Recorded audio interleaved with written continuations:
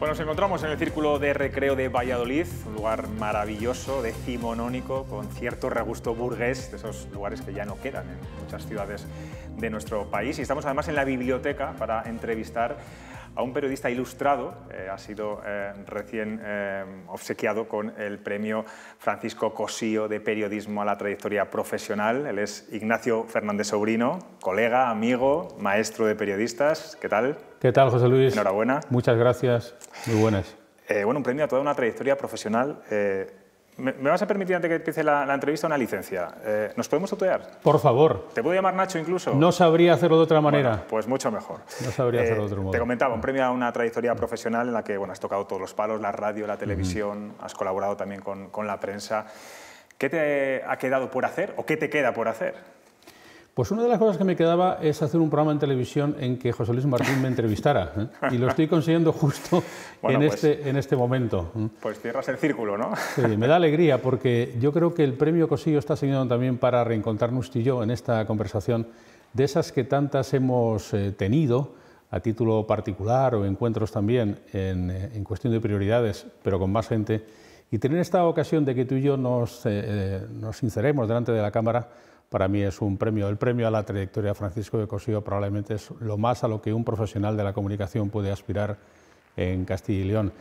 Y yo estos días estoy diciendo que el premio gordo salió muy repartido. Cuando la otra tarde del jueves nos lo entregaban, yo sobre todo tenía en la boca a todas las personas, personajes y personalidades que de algún modo comparten mi trayectoria, que son los sumandos que han hecho posible esa edición.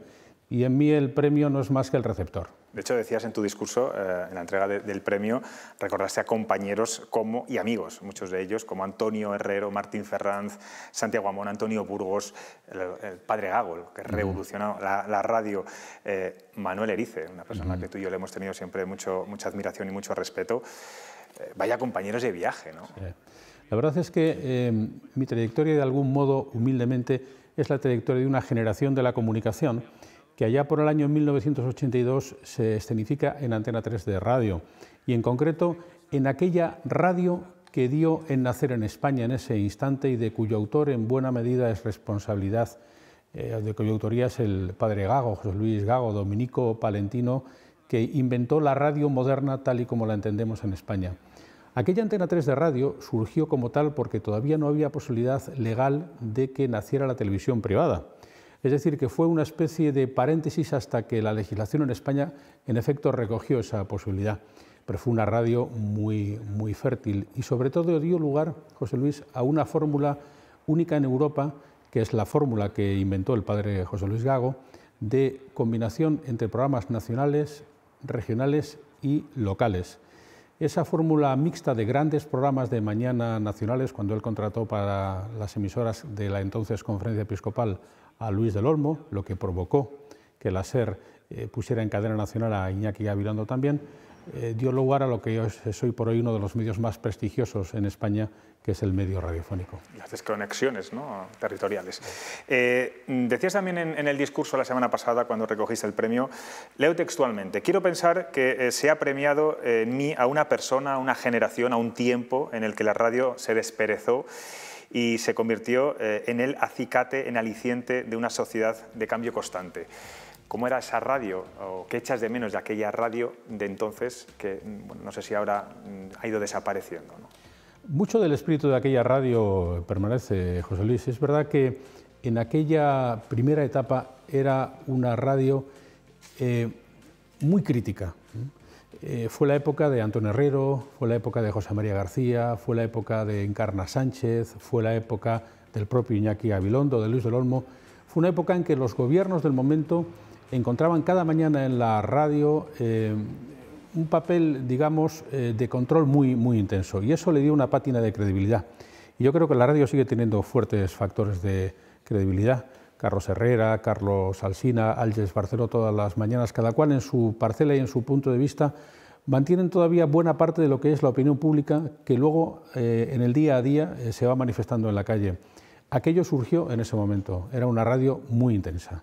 Tú eres un periodista sobre todo audiovisual, radio, televisión, fuiste cofundador de Antena 3 Radio, de Antena 3 Televisión. ¿Cuál de los dos medios ha cambiado más en estos últimos tiempos, la radio o la tele? La primera tele que nosotros hicimos, Antena 3 de Televisión, que yo pude de alguna manera acunar desde la delegación de Sevilla, que fue de las primeras que se montó, era un remedio de la radio. Tenía una combinación de desconexiones nacionales y locales. Y era una era una televisión muy de marca. Aprovechaba también la marca de Antena 3, que era una marca muy prestigiosa en contenidos editoriales y de información. Enfrente había dos televisiones más. Una de ellas era de pago, codificada, Canal Plus, y luego estaba Telecinco, que traía una fórmula básicamente de entretenimiento. En el germen de aquello sigue la actual televisión. La televisión que ahora todos estamos viendo y haciendo tiene una combinación grande de contenidos de carácter informativo, pero también del propio entretenimiento, muy mezcladito. La información tiene que ser entretenida y yo creo que en eso la televisión sigue teniendo un gran protagonismo, con fórmulas como por ejemplo la de La Sexta, este mismo canal en el que estamos, que emite todos los días muchos contenidos de carácter informativo, pero todos ellos volcados al entretenimiento, porque en el fondo la tele tiene que tener un componente de evasión. Si la tele te absorbe toda tu atención, tiene que ser interesante, porque al contrario que la radio, que te permite hacer alguna otra cosa mientras tú estás escuchándola, la tele te necesita del todo. Nacho, y criticamos mucho a los políticos actuales, pues a su nivel, a su constante estado de crispación. Siempre aludimos a que cualquier tiempo pasado fue mejor, pero si nos miramos a nosotros mismos, ¿en qué momento de salud, qué estado están los periodistas, el periodismo? ¿También tendríamos que hacer pues una especie de mirarnos a nosotros mismos para decir, oye, que los políticos no son a lo mejor el fiel reflejo de la sociedad, pero nosotros tampoco, o no? Pues fíjate, estos días, José, estoy teniendo constancia permanente de lo que fue aquel tiempo, porque estoy leyendo las memorias de Pedro J. Ramírez, que de alguna forma es una buena crónica de lo que fue aquel momento. Y si comparamos tiempo con tiempo, nos damos cuenta de todo lo que hemos avanzado. La transparencia que hay en España, la pluralidad de medios y de perspectivas y de puntos de vista. El propio fenómeno digital está haciendo que haya un florecimiento enorme de contenidos que se transmiten casi de modo instantáneo y simultáneo. Yo creo que todos tenemos que tener la precaución de ser más exhaustivos y probablemente menos intensivos. Es probable que la prisa y la urgencia a veces nos haga cometer errores de perspectiva, de contexto, y que nuestra obligación en general es la de dar un poco más de poso a aquello que trasladamos. Pero yo creo que vivimos un momento muy brillante. Por ejemplo, si analizamos las audiencias del último mes en España en televisión, veremos que buena parte de los programas más vistos son programas de carácter informativo. Y vemos fenómenos como el del volcán de La Palma o la intensidad con la que se están viviendo las disputas en algunos partidos políticos. Esto antes no ocurría. Yo creo que es un momento en ese sentido muy brillante del periodismo español. Hablabas de las prisas generadas, imagino, fundamentalmente por Internet, ¿no? Por lo digital, por esa inmediatez que tenemos que publicar todos los medios rápidamente en nuestras páginas web, un contenido informativo que sea el primero en leerse, ¿no? Lo urgente es importante, pero es importante en ese momento y puede que deje de serlo dentro de 3 o 4 minutos. Por eso todos tenemos que esforzarnos por tener consumidores más formados, que quienes contemplan un programa de televisión o escuchan un programa de radio, que en un periódico, sepan diferenciar entre lo que está corriendo de modo instantáneo y aquello que es de carácter categórico. Pasamos mal de la anécdota a la categoría. A veces le damos a las cosas una importancia que no tienen. Por eso yo cada vez le doy más valor a la hemeroteca. A mí me encanta meterme en la página web del ABC y revisar el periódico de hoy hace 100 años o de hoy hace 50 años, porque no han cambiado tanto las cosas y porque en realidad son los abuelos de nuestros abuelos que a veces tenían más ingenio y tenían más calidad en lo que hacían que muchos de nosotros mismos. Y darle perspectiva y, por lo tanto, contar con consumidores cada vez mejor formados, consumidores de nuestros medios, yo creo que es una obligación por parte de todos nosotros. Recuerdo cuando se abrió la hemeroteca de ABC que lo calificaste como el mejor hecho cultural del año. No tengo ninguna duda. Es decir, lo que en España ocurrió a finales del siglo XIX y lo que ocurrió a primeros del XX, con personajes de la naturaleza de Azorín, que escribía en ABC, de Pío Baroja, de aquella efervescencia cultural que tenía lugar en los periódicos, porque en ese momento los periódicos eran los grandes referentes culturales de España. tener la posibilidad de leer el periódico del desastre de Anual, cuyo centenario se celebra en este momento, tal y como se fue produciendo, a mí me pareció un acontecimiento cultural de primer nivel, que luego otros han seguido, por cierto, otros periódicos han abierto también sus hemerotecas. Has pasado por muchas redacciones, por muchos lugares, has gestionado personal, redactores, becarios. No sé si de un tiempo a esta parte has notado que las nuevas incorporaciones, los futuros periodistas, están perdiendo cierta vocación periodística. Yo creo que nuestro problema fundamental, José Luis, es que hay una gran diferencia entre lo que se ve de fuera y lo que en realidad la fábrica establece. Entonces, a veces los chicos cuando llegan encuentran un shock entre la vocación y la condición diaria. Yo creo que los que llegan tienen muchísimas ganas y tienen unas habilidades de las que nosotros quizá careciéramos, pero también tenemos que tener un poquito la conciencia de que, eso lo decía Manolo Martín Ferrán muy bien, un periodista es un especialista en ideas generales. No basta con que sepamos mucho de redes sociales o que tengamos amplios conocimientos sobre materias instantáneas. Necesitamos todos blindarnos culturalmente mucho más. Tenemos todos que leer más libros, tenemos que leer más periódicos, tenemos que leer más ensayo, y yo creo que esa es la asignatura que tenemos los gestores de medios pendientes con nosotros mismos y también con nuestros propios equipos. Nacho, ¿tienes amigos políticos o eres de los que considera que hay que marcar una línea roja para no mezclar lo profesional con lo personal? Yo creo que hablo de amigos, hablo de amigos verdaderos. Sí. Yo creo que en eso también ha ido evolucionando mucho España. Hubo una época en que los políticos hacían periódicos y creaban periódicos para hacer política. Digamos que esa división se ha ido haciendo más grande con el paso del tiempo. Y yo siempre digo que en esto hay una gran diferencia entre los medios nacionales y los medios locales y provinciales. Cuando tú das una información en un medio regional respecto de una persona, es probable que dentro de muy poco tiempo te la encuentres tomando un café. Y esto humanamente genera sentimientos de distinto tipo que son inevitables. Todos hemos aprendido cada vez más y mejor a hacer nuestro trabajo. Los políticos a hacer el suyo, los nuestros también a hacer el nuestro. Cuando nació la democracia en España no nacimos enseñados y había muchas vinculaciones entre el poder político y la propia prensa. Yo creo que poco a poco en eso hemos ido estableciendo distancias que vienen bien. Me imagino que te habrán preguntado muchas veces, amigos, conocidos, bueno, me imagino que también incluso en las universidades de periodismo, la famosa pregunta que nos hacen siempre, ¿los políticos presionan? ¿Hay libertad de expresión realmente? ¿Qué sueles contestar a eso?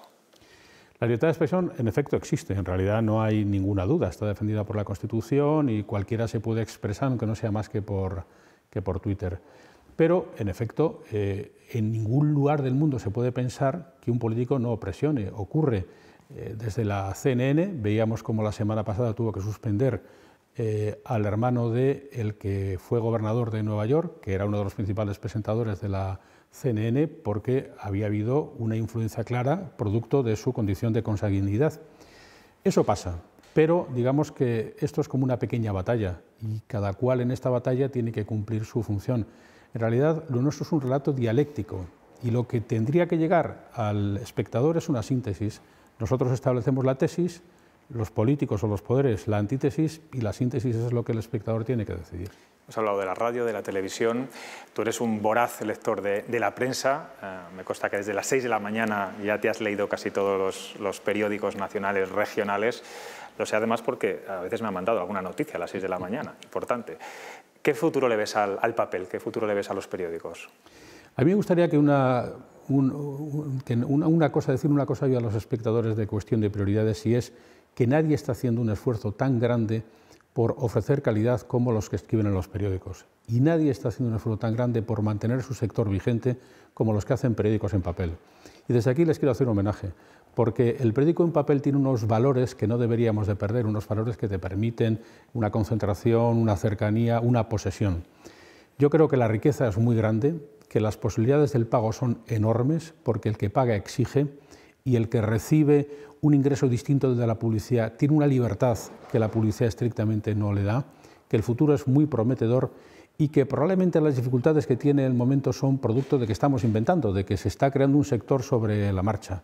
Pero yo desde aquí quisiera invitar a la gente a que leyera los periódicos en papel, que los leyera en las plataformas, que leyera los periódicos, porque no hay cosa que más te nutra que aquello que has leído y que has digerido. Lo que ves o lo que oyes a veces pasa delante de ti, pero lo que has leído se te queda. Mancharse las manos de tinta, ¿no? Claro. Bueno, has trabajado en Canarias, en Andalucía, en Aragón, los últimos años, bueno, bastantes años aquí en Castilla y León. ¿Qué estado de salud tiene el periodismo de provincias, que para mí, digamos, es el más importante y creo que también es el más complicado de hacer? Yo siempre digo que a mí lo que más me ha enseñado es viajar, ¿eh? Y si yo he aprendido algo en la vida, lo he aprendido viendo y comparando territorios. En general, yo creo que en España en este momento el periodismo de provincias tiene una dificultad que versa sobre la cantidad de publicidad disponible para financiar los medios y que nuestro gran reto consiste en buscar las formas de financiarnos para seguir siendo activos y seguir estando vigentes. Yo creo que el periodismo de provincias no tiene nada que esconder ni nada de lo que avergonzarse en materia de contenidos. Tú lees cualquier periódico de provincias y lo encuentras lleno de cosas que te incumben, de cosas que te afectan, de citas, de esquelas, de opiniones, y que entre todos necesitamos buscar una manera de financiarnos mejor y de hacernos factibles en el medio plazo. Quitando esto, yo creo que su salud es muy buena. Ahora que tienes más tiempo en esta retirada, bueno, paulatina, digamos, ¿qué es lo que más te interesa? ¿Qué lees? ¿O qué has dejado de leer que antes, digamos, en la primera línea de la actividad periodística leías? ¿Qué crees que interesa a la gente? ¿Damos exceso de información política, por ejemplo? Probablemente no. Lo que yo creo que nos falta, y en general nos falta a todos, y es en lo que yo me estoy centrando últimamente, cuando digo que he cambiado de lecturas, a veces me preguntáis los compañeros, y yo he cambiado de lecturas, las he enriquecido, porque me está interesando más el contexto. Es decir, yo creo que las cosas que pasan se entienden mejor si las ponemos en su entorno, en su escenario, en su contexto, si las dimensionamos. Es verdad que para eso a veces hay que tener tiempo, pero yo creo que es el reto de todos que si están habiendo manifestaciones en Cádiz, por ejemplo, en las que se está reclamando desde un punto de vista sindical una mejora de las condiciones del sector del metal, nuestra obligación es también dimensionar qué es ese sector, en qué consiste, cuáles son las industrias que lo componen, de dónde viene y a dónde va, porque probablemente la imagen de unos manifestantes y una tanqueta en la calle tiene un valor, pero probablemente tiene más valor si lo contextualizamos en que estamos hablando del 10% del Producto Bruto español. Yo creo que ahora lo que más me interesa de todo es el contexto. Hay una cosa que siempre hemos echado de menos en España, o que al menos estamos echando de menos en el último tiempo, que son las publicaciones de carácter semanal, que en España han desaparecido desde un punto de vista informativo, no así en modo arrevistado. Y leo algunas publicaciones de este calibre internacionales porque me permiten tener una perspectiva que quizá el día a día no te da. Creo que todos tenemos que esforzarnos por buscar un poco de contexto. Y Nacho, ¿cómo vives una persona como tú, hiperconectada a la información? Hasta hace 2 días eras el director de Antena 3 y de Onda Cero en Castilla y León. Eso, bueno, te suponía realmente, bueno, estar pendiente de todo, ¿no? Lo que pasaba no solamente en Castilla y León, sino también en Asturias, ¿no? Que también lleváis esa zona de España.